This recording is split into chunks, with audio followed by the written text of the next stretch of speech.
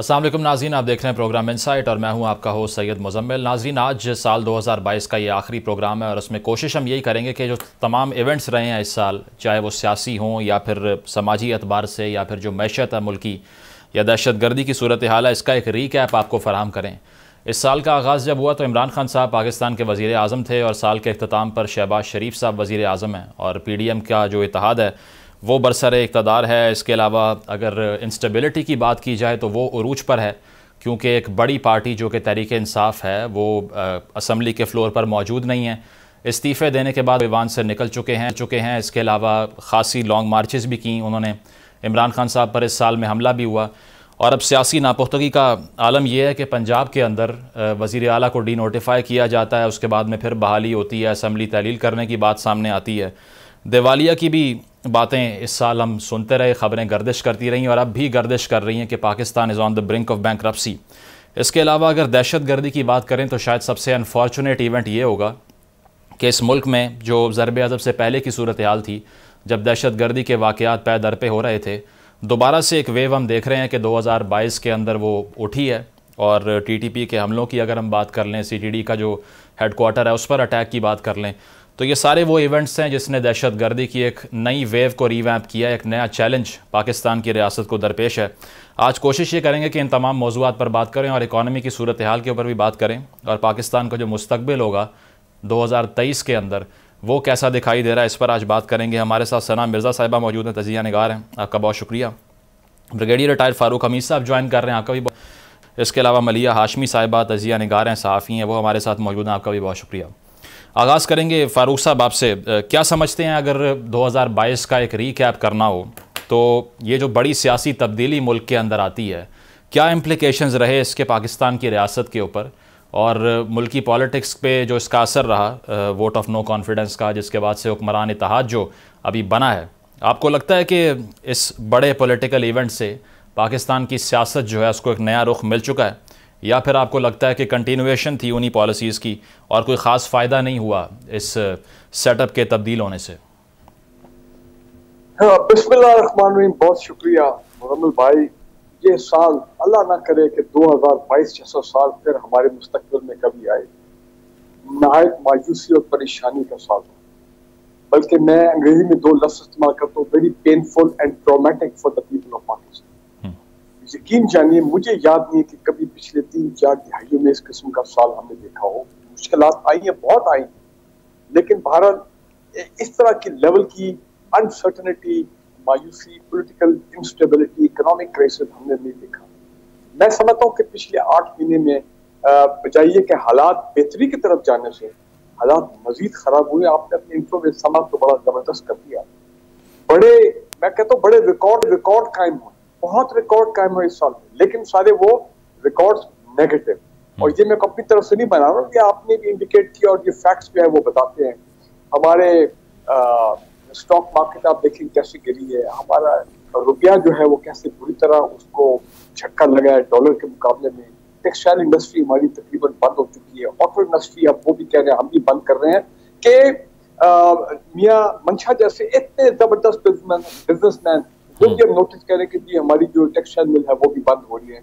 उसके बाद international ratings, हम पॉजिटिव में थे अप्रैल से पहले, अब जनाब हम वो बी नेगेटिव हुए, अनस्टेबल हुए और अब वो लो रेटिंग में हम वो आ गए। सो एक ओवरऑल सूरत हाल बिल्कुल मायूस कुन है from that point of view, लेकिन हमें उम्मीद का दामन जो है वो छोड़ना नहीं चाहिए। लेकिन ज्यादा इंपॉर्टेंट चीज बात यह है, देखिए लोगों में जो परेशानी हुई है कि कुछ ऐसी चीज हुई जो पाकिस्तान की तारीख में पहले अनहर्ड ऑफ कभी नहीं हुई थी, मिलिट्री गवर्नमेंट में भी नहीं हुई थी, और ये सब कुछ हुआ है इस गवर्नमेंट के आने के बाद। मैं इनको जिम्मेदार ठहराता हूँ, बिकॉज हुकूमत जो है, जो हुकूमत वक्त होती है उसकी जिम्मेदारी होती है when it comes to anything happening in the state. Farooq sahab, कौन सी चीजों की आप बात कर रहे हैं जो आप कह रहे हैं अनप्रेसिडेंटेड है? मेरी बात सुने, कभी हमने सुना कि हमारे जर्नलिस्ट भाइयों को किस तरह मार पड़ी हो, हमारे सियासतदानों के साथ तशद्दुद हुआ हो?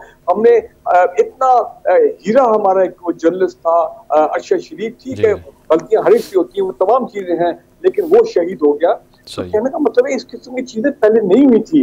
और अल्लाह ना करे कि we all learn a lesson. ये गवर्नमेंट जो है अब 2023 में जाती है, पता नहीं कितना अर्सा ये रहती है कि जो हालात सुन रहे हैं कोई, आप देखें ना, जब हुकूमत वक्त, जब हमारी पॉलिटिकल लीडरशिप डिलीवर ना करे तो फिर क्या होता है, लोग टेक्नोक्रेट सेटअप की बात करते हैं, लोग प्रोलॉन्ग इंटरिम सेटअप की बात करते हैं। अब अगले साल, और आज ऊपर मैं भूल गया कि देखिए फ्लड्स आ गए, और फ्लड ने क्या तबाही मचाई पाकिस्तान में। यकीनन जिस तरह इमरान खान की गवर्नमेंट के आने के बाद जो कोविड आया 1.5-2 साल, उसने कितना मुल्क को, इकोनॉमी को हिला के रख दिया।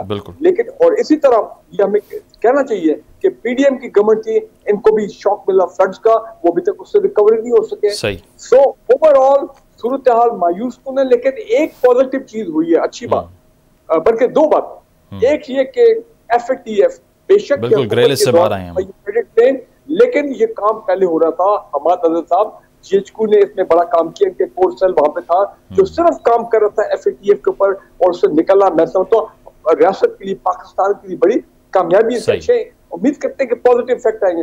और दूसरी एक और चीज, आप इसको सरकाज़म ना लें, आप इसको तंज ना लें, लेकिन शुक्र है पाकिस्तान में एहतसाब जो है ना वो अब खत्म हो चुका है। Accountability, rest in peace. मुसलमान ने अपने आप को NRO 2 दे दिया। But sir that's not positive, आपने पॉजिटिव कहा ना, ये पॉजिटिव तो नहीं लग रहा भाई। अब मैं इसको क्या कहूँ, मैं कई दफा रिवर्स साइकोलॉजी पे भी काम करना पड़ता है। अब आप 50 करोड़ से एक टेडी पैसा भी कम आप खा जाए, सरकारी खजाने का पैसा, कोई आपको पूछने की मौज मिला है। और एक और बड़ा रिकॉर्ड क्रिएट हुआ है, और वो पाकिस्तान की तारीख में कभी किसी गवर्नमेंट में 75 height of governance, 75 board members of the cabinet. यार ये कभी चीज हमने सुनी नहीं अपनी जिंदगी में। और despite all criticism, despite all financial constraints, ठीक है सर, लोग कह रहे हैं यार खुदा के लिए, लेकिन नहीं, कोई कमी नहीं करनी उसमें। ठीक है, काफी कॉम्प्रिहेंसिव रिकैप आपने दिया। सना साहिबा, आपका वर्जन क्या होगा 2022 को अगर रिविजिट करना हो तो? आपके लिए भी डिजास्टर ही रहा ये साल, अगर आपके एनालिसिस की हम बात करें सियासी तौर पे और ओवरऑल? मैं तो देखिए पॉलिटिक्स की बड़ी अदना तालिब इल्म हूँ और जर्नलिज्म की भी, लेकिन फारूक साहब ने बड़ी मजेदार बात की है और मेरा ख्याल है दरिया को कूजे में समेट दिया कि इस साल को अगर हम ये कहें कि RIP नेफ, तो ये बिल्कुल दुरुस्त होगा। लेकिन मेरा ख्याल है कि माजी की हुकूमतें भी ऐसा करती रही हैं। देखिए मेरे ख्याल में 2022 का जो साल था ना, उसका जो टॉपिक ऑफ डिस्कशन था या जो महवर था वो था आर्मी चीफ की तब्दीली। और मेरे ख्याल में इमरान खान साहब या पाकिस्तान तहरीक इंसाफ की हुकूमत को भी मुबैना तौर पर इसीलिए जाना पड़ा क्योंकि वो एक शख्सियत को आर्मी चीफ करने चाहते थे। और मेरा ख्याल है कि पीडीएम की जो हुकूमत है उसको भी इसीलिए आना पड़ा कि वो उसी शख्स की तैनाती नहीं चाहती थी। तो मेरा ख्याल है कि ये जो पूरा पॉलिटिकल क्राइसिस हमारे मुल्क में हमने 2022 में देखा, वो सिर्फ उसे एक शख्सियत और उसे एक कुर्सी के बीच घूमता था, जबकि खुद स्टैब्लिशमेंट में ऐसा कोई बाजगश नहीं थी कि इस मसले को इतना पेचीदा बनाया जाता। लेकिन दोनों पॉलिटिकल पार्टीज या दोनों पॉलिटिकल सिस्टम की जो पार्टीज हैं या लॉबिंग्स हैं, उन्होंने पूरी कोशिश की कि वो अपने अपने मफादात का तहफ्फुज करें, और इन मफादात के तहफ्फुज के नतीजे में अवाम का बेड़ा गर्क हो गया। आपने बात की, इसमें चंद मोटी चीजें हैं जो कि हमारे लिए डिजास्टर साबित हुई। हम खान साहब के रिजीम चेंज से लेके अगर इस वक्त के पीडीएम की हुकूमत की तरफ आए तो हमने जो सबसे ज्यादा जिन चीजों को सर पे नजर किया, जिनके ऊपर हमने तवज्जो देने की जरूरत महसूस नहीं की, वो ये था कि तहरीक तालिबान पाकिस्तान की जानिब से जंगबंदी का मुआहदा खत्म होने के बाद पैत अरबा जो अटैक्स हुए, उसके बाद हमने नेशनल सिक्योरिटी कमेटी तक का इजलास बुलाने की जहमत नहीं की। अभी 2 रोज पहले जो कोर कमांडर्स कॉन्फ्रेंस हुई है, उसके बाद हमें याद आया कि ये एक नेशनल सिक्योरिटी नामी कमेटी है, उसका इजलास भी बुलाना चाहिए और उसमें इसके ऊपर बात करना चाहिए। अभी तक हमें माशी इकोनॉमिक इमरजेंसी के हवाले से जिस सद्देबात के लिए जो कोशिशें करनी चाहिए, हम उसके लिए नहीं आ सके। लेकिन हम क्या कर रहे हैं, हम मुख्तलिफ शहरों में जाके नए मंसूबों की तख्तियां लगा रहे हैं। हम ये कर रहे हैं कि हम एमेच्योर रिवॉर्ड की तकरीब मुनक्किद करके वहां पर भी भाषण दे रहे हैं। हम क्या कर रहे हैं कि हम दूसरे मुल्कों में जाकर उनसे कर्जा मांगने के एफर्ट्स कर रहे हैं, लेकिन जो करनी चाहिए चीजें हम वो नहीं कर रहे हैं। हम ना तो मईशत के हवाले से, चार्टर ऑफ इकोनॉमी तो दूर की बात है, हम इकोनॉमिक इमरजेंसी के ऊपर बात नहीं कर रहे हैं। हमें ये जरूर डिबेट करनी है कि जी एक टेक्नोक्रेट गवर्नमेंट आ सकती है या टेक्नोक्रेट गवर्नमेंट को लाना चाहिए, क्योंकि ये मसाइल 6-8 महीने का हल नहीं है।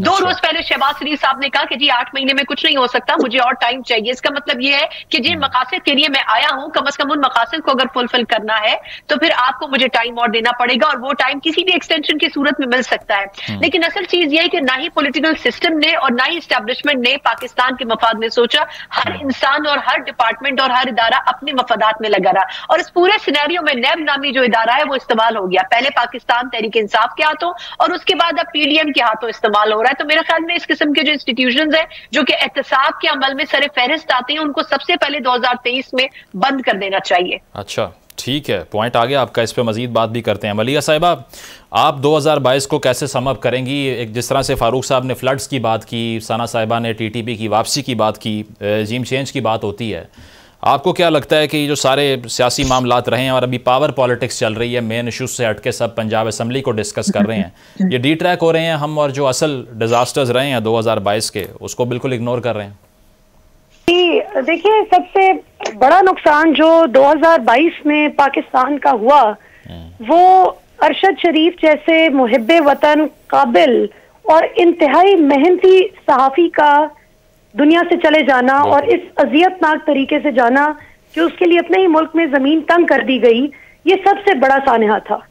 और उसी के बराबर के मैग्नीट्यूड का सानहा जो पाकिस्तान का मौशी कत्ल किया गया है पाकिस्तानी अवाम का, जिस तरह से महंगाई मुकाओ मार्च और पाकिस्तान के मौशी मसाइल के हल के दावेदार कि हम आके तमाम मसाइल हल करेंगे, इन्होंने पाकिस्तानी अवाम की पीठ में जो खंजर घोंपा है और जिस तरह से पाकिस्तान की आज मईशत अपने घुटनों पर आ चुकी है, यानी इमरान खान जिनको कहते थे कि तजुर्बा नहीं है उनके पास, 6% पर ग्रोथ रेट था पाकिस्तान का इमरान खान दौर में, और आज बहस ये हो रही है कि पाकिस्तान दिवालिया होने जा रहा है या नहीं। मिफ्ता इस्माइल इसहाकदार को बातें सुना रहे हैं, इसहाकदार मिफ्ता इस्माइल को बातें कर रहे हैं, यानी कोई सीरियसनेस नहीं है पाकिस्तानी अवाम के मसाइल की हल की जानिब। और फिर ये कि ये जो पूरा मतंजन बनाया गया, जुमा बाजार लगाया गया सियासी जमातों का, जितने ये नॉन सीरियस हैं पाकिस्तानी अवाम के मसाइल के हल के हवाले से, उसकी नजीर नहीं मिलती। इन्होंने आते साथ अपने करप्शन केसेस खत्म किए, आते साथ, और ये बिल्कुल ठीक कहा, आई टोटली एग्री विद सना कि एहतसाब के इदारों को बिल्कुल बंद कर देना चाहिए। कोई जरूरत ही नहीं अब इस फॉर्मेलिटी की कि खामखा उनको भी शर्मिंदा होना पड़ता है, आए दिन अवाम उनसे सवाल पूछती है कि आपकी क्या कारकर्दगी रही। जब एहतसाब होने ही नहीं देना और जब एहतसाब करना ही नहीं, तो फिर क्या जरूरत है? एक्यूजेशन ये लगाते हैं ना कि नैब का सियासी इस्तेमाल होता है और सियासी हथकंडे के लिए यूज होता है, इसलिए उसको लिमिट कर दिया। इस्तेमाल तो इमरान खान ने बता दिया ना, वो तो इमरान खान ने बता दिया कि जिस तरह से नैब परफॉर्म करने की कोशिश करता था तो उसको प्रेशराइज किया जाता था। अच्छा। तो ये तो क्या सियासी दबाव और क्या कौन सा दबाव, बात ये है कि तमाम इदारों में जो काली भेड़े हैं, जब तक इनका एहतसाब नहीं होगा तब तक मुल्क आगे नहीं चल सकता।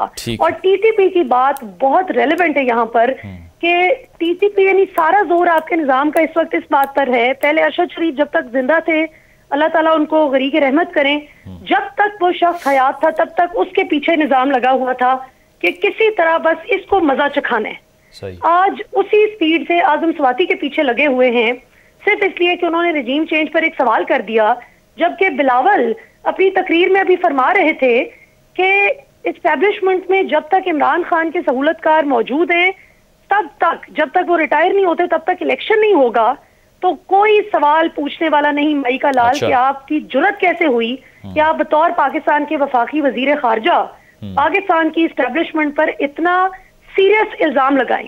कोई सवाल पूछने वाला नहीं। तो ये जो है ना, ताकतवर के लिए कानून कुछ और है और जिसको आप कमजोर समझते हैं उसके लिए कानून जब तक कुछ और है तब तक इस मुल्क का कुछ नहीं हो सकता। मतलब पीडीएम का जो इत्तेहाद है वो आपको नॉन सीरियस दिखाई दे रहा है। ठीक है, पॉइंट आ गया आपका, इस पे मजीद बात करेंगे। एक ब्रेक शामिल करते हैं प्रोग्राम में और ब्रेक के बाद ये 2000 में जो बड़े बड़े सिग्निफिकेंट इवेंट्स हुए हैं इसको मजीद डिस्कस करेंगे। Stay with us.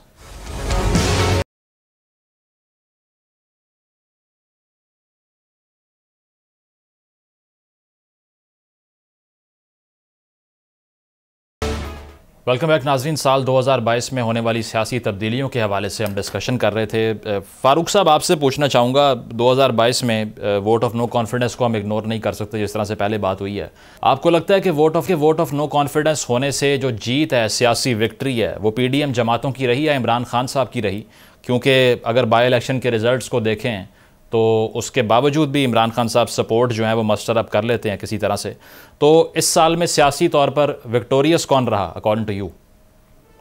नहीं जी, बात तो वो जिस बहुत क्लियर है, इसमें तो कोई मुझे शक नहीं है, पाकिस्तानी को भी शक नहीं होना चाहिए। और पीडीएम वाले भी जो उनकी वज़रा की स्टेटमेंट्स आ रही है वो परेशान लग रहे हैं कि यार हम किस मुसीबत में फंस गए हैं, क्योंकि इकोनॉमी उनसे हैंडल नहीं हो रही, कीमतें इतनी आगे ऊपर चली गई है कि लोग जो है वो उनकी जब हम वीडियो देखते हैं उनकी परेशानी की रोना धोना तो हम भी और ज्यादा परेशान होते हैं। तो पीडीएम वाले तो मेरा ख्याल चाहेंगे, ठीक है उन्होंने उनकी एक कामयाबी हुई है, उन्होंने अपने केसेस सारे खत्म करा लिए, वो उनकी बहुत बड़ी एक उनका मिशन जो है वो कम्प्लीट हो गया। लेकिन as far as the welfare of the people of Pakistan is concern, जो इस रियासत का बेसिक मकसद है, जो एक गवर्नमेंट का मकसद होना चाहिए, ऑब्जेक्टिव होना चाहिए, मेरा ख्याल उसमें वो बुरी तरह नाकाम हुए और वो परेशान होंगे कि हम किधर फंस गए, हमें क्यों इस मामले में हम आगे। और देखिए तभी आप नोट कर रहे हैं कि वो इलेक्शन नहीं करवाना चाहते हैं। ठीक है 5 साल एक आईनी पीरियड होता है पार्लियामेंट का, वो मानते हैं सब चीज आईन में लिखी है, लेकिन अवाम के पास जाना तो पॉलिटिकल पार्टी तो दे लव इट कि जी अवाम के पास जाएंगे, हमें एक फ्रेश मैंडेट मिलेगा और वगैरह ये वो, तो लिहाजा वो वर्ड कर रहे हैं, साफ पता लग रहा है। मैं एक इम्पोर्टेंट बात करना चाह रहा हूँ, 2022 में हमें इसकी बात करनी चाहिए। देखिए पाकिस्तान में एक और रिकॉर्ड बना, आप देख लें, जब से प्राइम मिनिस्टर लियाकत अली खान को असैसिनेट किया गया था लियाकत बाग में, फिर उसके बाद बेनजीर तो हुई, फिर सरकारी भुट्टो साहब का एक वो अननेचुरल उनकी जो डेथ थी। तो मैं कहना ये चाह रहा हूँ कि कोई भी हमारा सियासतदान, पॉपुलर पॉलिटिकल लीडर, ये इमरान खान ने रिकॉर्ड सेट किया, ये भी अल्लाह ताला की तरफ से हुआ है कि उन पे कातिलाना हमला हुआ, मौजूदाना तौर पर वो बच गए। और दूसरी चीज जिसकी तरफ देखो हमें कभी भूलना नहीं चाहिए, पहले 10 साल में एक कोई केस आया था कि नैब का कोई इन्वेस्टिगेशन ऑफिसर वो कह रहे थे कि सुसाइड है, ये क्या है, नेचुरल डेथ का बगैर कंट्रोवर्सी हो गई थी इस्लामाबाद में। लेकिन यहाँ पे पहली मर्तबा यार कमाल हो गया कि एक हाई प्रोफाइल 16 अरब के मनी लॉन्ड्रिंग के केस में विटनेसेस भी कुछ मारे जाते हैं, इंपॉर्टेंट विटनेसेस, उनको मिस्टीरियस डेथ हो जाती है, सडनली डायरेक्ट इन्वेस्टिगेशन भी चले जाते हैं, ठीक है ना जी। और फिर आशीष शरीफ जो के फ्लैग बेरर थे, अलग बरदार थे इन तमाम करप्ट माफिया के खिलाफ, वो भी सीट से रिमूव हो जाते हैं। मत भूलें जो हुआ 2022 में। और तो फारूक साहब आप इस बात से अग्री करते हैं सना साहिबा की कि November has been the most important month of 2022 और ये सब कुछ जो सियासी तब्दीली हुई है ये उसी के अराउंड सेंटर्ड था असल में? नहीं बिल्कुल ठीक है, मैं आने लगा था। सना मिर्जा साहिबा ने एक अच्छी बात की है, मैं उसको एक और तरीके से अब आपको कर रहा हूँ, बात सही है, सही। मैं समझता हूँ one of the good thing which has happened in 2022 नए आर्मी चीफ की तैनाती।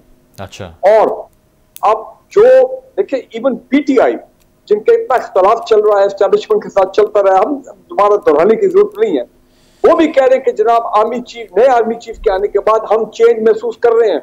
सही। There is a positive change in the air. वो उस किस्म की जो मुबैना कॉले आना, ये वो तमाम चीजें जो 2000 में बहुत कुछ लोग बात कर रहे थे, वो कहते वो चीजें खत्म हो गई। और फिर इस नए आर्मी चीफ ने जो नहीं बड़ी इंपॉर्टेंट बात है, जो उन्होंने दहशत गर्दी के हवाले से जो बयान दिए हैं, हमें लग रहा है, मुझे आई एम टोटली कन्विंस्ड कि इंशाल्लाह वो हमारे आर्मी चीफ जो 2000 में चीजें हुई हैं 2023 को वो 2022 नहीं बनने देंगे। ठीक है सर, पॉइंट आ गया आपका। सना साहिबा आपसे पूछना चाहेंगे, ये जो आपने टेक्नोक्रेटिक सेटअप की बात की है उस हवाले से फवाद चौधरी साहब का भी एक बयान आया है, खान साहब ने भी इस बारे में इज़हार राय किया है। वो ये कहते हैं कि 2.5 साल के लिए टेक्नोक्रेट्स को लाने का प्लान बनाया जा रहा है। आपको लगता है रियलिस्टिक बात है ये, इतनी देर के लिए आवाम की ओपिनियन को इंटीग्रेट किए बगैर सेटअप ऐसा चलना डेमोक्रेटिक होगा ये? देखिए इसमें ना हमें मेरा ख्याल है कि कुछ दिनों के पुराने स्टेटमेंट्स देखने चाहिए और उनकी फ्रीक्वेंसी और उनकी टाइमिंग बड़ी इंपॉर्टेंट है कि आखिर ये स्टेटमेंट्स किस पैराए में कहा जा रहा है। टेक्नोक्रेट्स गवर्नमेंट की बात काफी अरसे से चल रही है, इवन जब खान साहब का आखिरी जो दौर का जो आखिरी फेज था उस पर भी इस चीज पर बात की गई थी। लेकिन बात यह है कि अगर हम रियलिस्टिकली देख लें तो इस वक्त जो चैलेंजेस हमें दरपेश हैं और उसमें एस्टेब्लिशमेंट का एक बड़ा हिस्सा अभी भी ये समझता है कि इन चैलेंजेस से जो मौजूदा हुकूमत है या जो मौजूदा सेटअप आया है वो निब्रद आजमा नहीं हो सकेगा। देखिए उसमें कुछ इंपॉर्टेंट चीजें हैं। एक तो ये कि आईएमएफ से जो हमारी नेगोशिएशन चल रही थी, नवा राउंड हमारा अभी तक सीज है, 7वें और 8वें राउंड के जो हमारी जो नुकात थे उसके ऊपर पाकिस्तान अमल नहीं कर सका, इसलिए नवा राउंड सक्सेसफुल नहीं हो सका है। फिर ये कि जो हमारा गर्दशी कर्जा है वो हमारा 2,500 अरब से ऊपर जा चुका है, उसको हम कम नहीं कर सके हैं। फिर डॉलर की जो गैर कानूनी स्मगलिंग है अफगानिस्तान के रास्ते, हम उसको कंट्रोल नहीं कर सके हैं। इसके अलावा देखिए सनतों की रिवायतें तो दूर की बात है, जो गैस और बिजली के निर्ख हैं, जो पेट्रोलियम मसनूआत इंटरनेशनल प्राइस उसके कम हो रहे हैं, हम वो फायदा पाकिस्तान में नहीं ला पा रहे हैं। ये मैंने चंद पॉइंट्स इसलिए आपको बताए कि इस वक्त इकोनॉमिकली हमारी पोजीशन बड़ी वीक हो चुकी है, और ये जो इकोनॉमी को समझने वाले लोग हैं वो इस बात को सेकंड करते हैं कि मुल्क बिल्कुल डिफॉल्ट के मुंह पर खड़ा है। डिफॉल्ट हुआ नहीं है लेकिन डिफॉल्ट के मुंह पर जा चुका है। इसी वजह से मिफ्ता इस्माइल साहब ने भी कुछ रोज पहले दोबारा कहा कि अगर हमारा IMF से एग्रीमेंट कामयाब नहीं होता तो हम डिफॉल्ट करेंगे, लेकिन हमारे दोस्त ममालिक की मौजूदगी में मुझे नहीं लगता कि हम डिफॉल्ट करने की पोजीशन में जाएंगे, क्योंकि चाइना की मिसाल ले लें जो CPEC की सूरत में पाकिस्तान में है, जिनके स्टेक्स पाकिस्तान में है। वो शहबाज शरीफ कहते हैं कि इमरान खान साहब ने चाइना को इतना नाराज कर दिया कि मैं बता नहीं सकता आपको। तो आपको लगता है कि खान साहब के दौरे हुकूमत में चाइना से भी फासले पाकिस्तान के बड़े थे? देखिए, कहने वाले तो ये कहते हैं कि खान साहब के दौर में चाइना से फासले बड़े थे, और उसकी वजह ये थी कि खान साहब के 2 से 3 मिनिस्टर्स ने बहुत ही इररिस्पॉन्सिबल किस्म के स्टेटमेंट्स दिए थे। इवन ये तक कहा गया था कि जी जो CPEC के हवाले से मुआहदे हुए हैं उनको हम असर देखेंगे कि उसमें क्या क्या चेंजेस होनी है, क्या वाकई वो ठीक किए गए या फिर नहीं किए गए। आपको ये बात बखूबी पता है कि जो CPEC के हवाले से चाइना से या इस किस्म के मुल्कों से जो एग्रीमेंट्स होते हैं उसमें एस्टेब्लिशमेंट का बड़ा कलीदी रोल होता है, और उनको पता होता है कि ऑन पेपर क्या लिखा जा रहा है और क्या एग्रीमेंट्स किए जा रहे हैं। एक तो इस स्टेटमेंट से चाइना जो है वो बड़ा नाराज हुआ, फिर उसके बाद ये कि इन्होंने IMF के सामने सारे पलंदे खोल दिए कि जी ये एग्रीमेंट्स हमारे CPEC के हवाले से चाइना के साथ हुए, इस चीज के ऊपर भी चाइना बैकफुट पर गया। फिर इसी किस्म के रिस्पॉन्सिबल स्टेटमेंट्स की वजह से चाइना का डिस्टेंस बढ़ा भी। लेकिन आपकी जो पिछला सवाल था टेक्नोक्रेट्स गवर्नमेंट के हवाले से, मैं उस पर वापस आती हूँ। देखिए, शहबाज शरीफ साहब कंटिन्यूस ये सिग्नल दे रहे हैं कि टेक्नोक्रेट गवर्नमेंट का या इस किस्म का अगर सेटअप आता है तो उनको ही कंटिन्यू करने देना चाहिए। अच्छा। क्योंकि वो उन्हीं तरीके से उन्हीं लाइंस के ऊपर चलना चाहते हैं जिन लाइंस के ऊपर चलने पे खान साहब मशहूर थे। अच्छा। लेकिन इसमें बुनियादी चीज ये है कि डिफेंस और इसके अलावा इकोनॉमी, ये 2 वो इश्यूज हैं जिनके ऊपर हमें फौरी तौर पर इमीडिएट एक्शन लेने की जरूरत है। हमें देखने की जरूरत है कि इन चैलेंजेस से हमें किस तरीके से किस पैराए में हमें निपटना चाहिए। ठीक है मलिया साहिबा, ये जो टेक्नोक्रेटिक सेटअप की बात हो रही है इस पर फिर डिबेट ये खड़ी हो जाती है कि क्या 2023 इलेक्शन का साल होगा भी या नहीं होगा? आप क्या कहेंगे इस पर? सोचने की बात तो ये है कि टेक्नोक्रेटिक सेटअप की बहस ही क्यों हो रही है। आखिर क्यों हमें 2 साल का टेक्नोक्रेटिक सेटअप चाहिए, जो कि तकरीबन तमाम माहिरीन कानून का इस पर कंसेंसस है कि ये इंतहाई अनकॉन्स्टिट्यूशनल डिमांड है जो भी कोई करे। ठीक है, 3 महीने का केयर टेकर सेटअप होता है आइन और कानून के मुताबिक। इन्होंने इलेक्शन कमीशन ने इलेक्शन करवाना ही करवाना है। ये तो पहली दफा हम ऐसी चीजें देख रहे हैं कि अदालत में इलेक्शन कमीशन की जानिब से ये कहा जाए कि जी हम 7-8 महीने तक इलेक्शन नहीं करवा सकते। यानी जो PDM की डिमांड्स थी और ख्वाहिशात थी उनके मुताबिक इलेक्शन कमीशन ने अल्लाह के फजल से अमल पैरा हुआ है। और अब जो टेक्नोक्रेटिक सेटअप की बात की जा रही है उसका मकसद सिर्फ और सिर्फ इतना है कि जो कुछ माशी दहशतगर्दी और एक्चुअल दहशतगर्दी in the literal sense of the word जो दोबारा से पाकिस्तान में बदकिस्मती से सर उठाने लगी है, उसको किसी तरह से केयर टेकर सेटअप के मथे डाला जा सके कि जी PDM हुकूमत का तो इससे कोई लेना देना नहीं, और ये सारे का सारा जो बोझ है वो केयर टेकर सेटअप उठाए, टेक्नोक्रेटिक सेटअप उठाए, ताकि अगले इलेक्शन में इमरान खान जो इस वक्त 2/3 नहीं 3/4 मेजोरिटी लेने की पोजीशन में नजर आते हैं, उनका वोट बैंक तोड़ा जा सके। और उसके लिए जाहिर है कि पूरी कोशिशें हो रही हैं। इट्स वेरी अनफॉर्चुनेट कि पूरा निजाम इस वक्त बजाय इसके कि अवाम को इस मुआशी दलदल से निकाले जिसमें 8 महीने पहले पाकिस्तान हरगिज नहीं धंसा हुआ था। माशाल्लाह हमारी एक्सपोर्ट्स रिकॉर्ड हाई पे थी, बम्पर क्रॉप्स थी, पाकिस्तान तरक्की के रास्ते पे एटलीस्ट चल पड़ा था, अल्लाह का शुक्र है। मैक्रो इकोनॉमिक इंडिकेटर्स बहुत पॉजिटिव थे। हाँ, माइक्रो इकोनॉमिक मैनेजमेंट में कोताहियां थी जिनको ठीक करने की जरूरत थी और जिसपे हम बात भी करते थे मुसलसल कि इस पे फोकस करने की जरूरत है। लेकिन अब तो जो अल्लाह माफ करे हालात हो चुके हैं, वो आए दिन बहस यही होती है कि कौन कौन सा महकमा है जो अगले महीने अपने लोगों को तनख्वाहें दे पाएगा या नहीं, कौन कौन सा ऐसा है जो पेंशन दे पाएगा या नहीं। और अभी अगर आप फॉरेन एक्सचेंज रिजर्व के हालात देख लें तो कानों को हाथ लगाता है इंसान कि ये हो क्या रहा है। मतलब मुआशी तौर पे किसी दोस्त मुल्क ने पैसा न दिया आपको अगले महीने, या IMF के आगे आपने घुटने न टेके, तब तक अब आप मुआशी तौर पर आपका जो पहिया है वो चलने लायक नहीं रहा। पॉइंट आ गया आपका। FATF वाहिद एक चीज थी जो इस साल में अच्छी रही, और वो भी हमाद अजहर को उसका क्रेडिट जाता है, वो भी इस हुकूमत को नहीं जाता। तो ये बड़ी, अब जाहिर है इस तरह की सूरत हाल में इनको पता है कि वोट तो मिलना नहीं, तो टेक्नोक्रेटिक सेटअप के पीछे छुप के आइंदा इलेक्शन मतलब डिलेइंग टैक्टिक्स हैं। ठीक है, पॉइंट आ गया आपका। फारूक साहब, आपसे पूछना चाहूँगा, ये अफ़गान पॉलिसी की अगर हम बात करें कि हमने हैविली रिलाई किया जो अफ़गानिस्तान में नई हुकूमत आई है उसके ऊपर, लेकिन उसके रिजल्ट्स ये रहे कि टीटीपी के काफ़ी फ़ाइटर्स जेल से छूट कर बाहर आए, उनकी स्ट्रेंथ मल्टीप्लाई हो गई। 300 अटैक्स 2022 में सिर्फ खैबर पख्तूनख्वा के अंदर हुए। रिस्पॉन्स ये रहा कि सूबाई हुकूमत वफाक को ब्लेम कर रही है, वफाक सूबाई हुकूमत को ब्लेम भी करता है। आपको लगता है कि अफगान पॉलिसी पाकिस्तान की नाकाम रही है रिसेंटली? जब मुल्क में सियासी इंतशार होगा, पॉलिटिकल पोलराइजेशन होगी, इकोनॉमिक क्राइसिस होगा, तो फिर पाकिस्तान के दुश्मन सर उठाएंगे। और यही हुआ है कि चाहे इंटरनेशनल एस्टेब्लिशमेंट हो, चाहे अफगानिस्तान के गवर्नमेंट का फेलियर हो, के साथ हमारा जो मसालत चल रही थी पिछले साल नवंबर दिसंबर में, बल्कि एक महीने की सीज फायर थी, कुछ महीने वो होल्ड करती रही, बातचीत भी, कुछ उनके लोग हमने छोड़े भी, बिल्कुल अखबारों में आए, लेकिन आप देखें फिर उन्होंने रीग्रुप किया। और अब जब उन्होंने देखा कि ये तो हालात उनके लिए साजगार है कि वो स्ट्राइक करें पाकिस्तान में, तो देर पोरिंग इनटू पाकिस्तान। ये अपने डबल जो फेंसिंग है उसको ब्रीच करके, ये अपने जो नॉर्मल रास्ते हैं बॉर्डर में, जो क्रॉसिंग पॉइंट्स हैं, वहां से बलूचिस्तान में और फिर वो टीटी अपना टीपी में आ गए।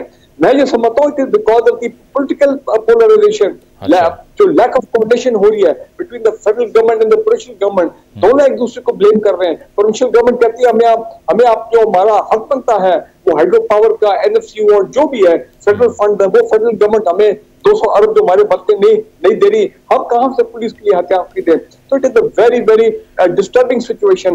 और मैं समझता हूँ 2023 में ये एक बहुत बड़ा हमारे लिए चैलेंज है। 2023 में क्या रेकमेंड करेंगे, कैसे डील करें ये इस मेनस को जो कि दोबारा से बढ़ती जा रही है? दहशतगर्दी की बात कर रहा हूँ। देखिए जी, पहली बात तो ये है कि ये सिर्फ मुसल्लह फौज का काम नहीं है, सिर्फ फौज का काम नहीं है कि वो दहशतगर्दों के साथ लड़े, वो तो लड़ रहे हैं, हर रोज की बेसिस पे शहादतें भी हो रही है। आर्मी चीफ का भी कितना सख्त बयान है कि उनके घर तक जाएंगे, यानी कि अगर जरूरत पड़ी तो अक्रॉस द बॉर्डर जाके भी उनके जो बेसिस है वहां जाके उनको मारेंगे, तो वो तो ठीक है। लेकिन मुझे आप ये बताएं, अंदर से पाकिस्तान के अंदर ये जो पॉलिटिकल जो इंतशार है, जो लोग पॉलिटिकली परेशान हैं, जहां पे हालात भी तो ठीक होनी चाहिए ना।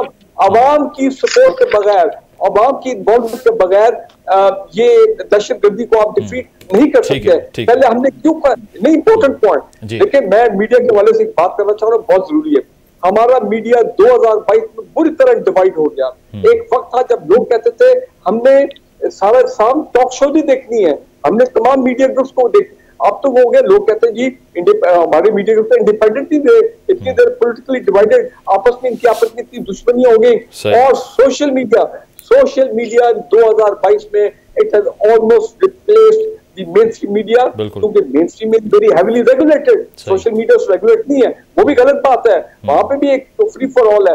लेकिन कहने का मेरा मतलब यह है कि हमारे इलेक्ट्रॉनिक मीडिया को सोचना पड़ेगा, अपनी पॉलिसी को रिव्यू करना पड़ेगा कि वो क्यों पॉलिटिकल पार्टीज के अहलकार बन गए, आलेकार बन गए, क्यों वो अपना नेशनल इश्यू को डिस्कस करें मेरिट के ऊपर as per the rule and law and the constitution. और टेक्नोक्रेट्स गवर्नमेंट के बारे में मैं एक बात कह दूं, भाई पाकिस्तान में हालात खराब इसलिए हुए हैं, we have not followed the spirit of the law and the constitution in the true sense. गुंजाइश नहीं है उसकी। ठीक है सर, पॉइंट आ गया आपका, टाइम शॉर्ट है हमारे पास। 2023 में रूल ऑफ लॉ, जमहूरियत, कॉन्स्टिट्यूशन आप अपहोल्ड करेंगे तो पाकिस्तान के हालात ठीक हो जाएंगे। ठीक है सना साहिबा, एनी होप्स फॉर 2023? क्या उम्मीदें हैं आपको कि 2023 में क्या कुछ फिक्स हो सकता है और क्या बियॉन्ड फिक्सेशन है?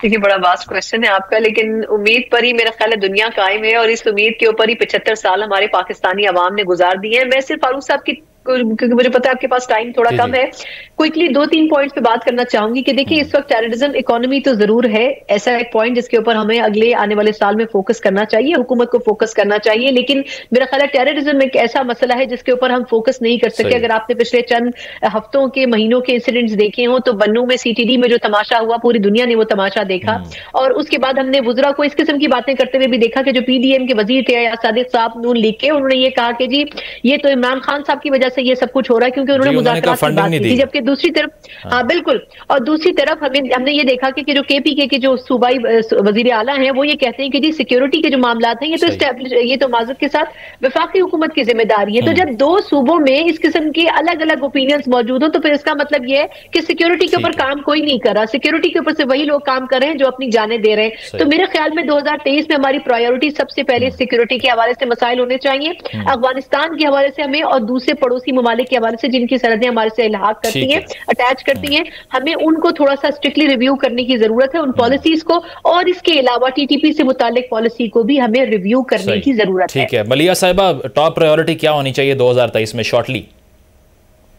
कि वही बात कि सबसे इम्पोर्टेंट चीज आप पाकिस्तानी अवाम की जो सिक्योरिटी है उसको इंश्योर करें। अच्छा। इस वक्त बाहर से इन्वेस्टमेंट क्या खाक आएगी कि जिस वक्त आपके पाकिस्तान के अंदर बैठा हुआ शहरी खुद ही खुद को इतना गैर महफूज तस्वर कर रहा है, और दोबारा से हम 2009-10 की डिस्पिकेबल सिचुएशन में चले गए हैं कि जहां अल्लाह माफ करे, अब KP में आप देखें ना किस कदर इनसिक्योरिटी फैल चुकी है, लोगों को अपनी जानो माल का वही खतरा पड़ चुका है जो 2009-10 में था। तो यस, नंबर 1 प्रायोरिटी होनी चाहिए अवाम की जानो माल का तहफ़्फ़ुज़।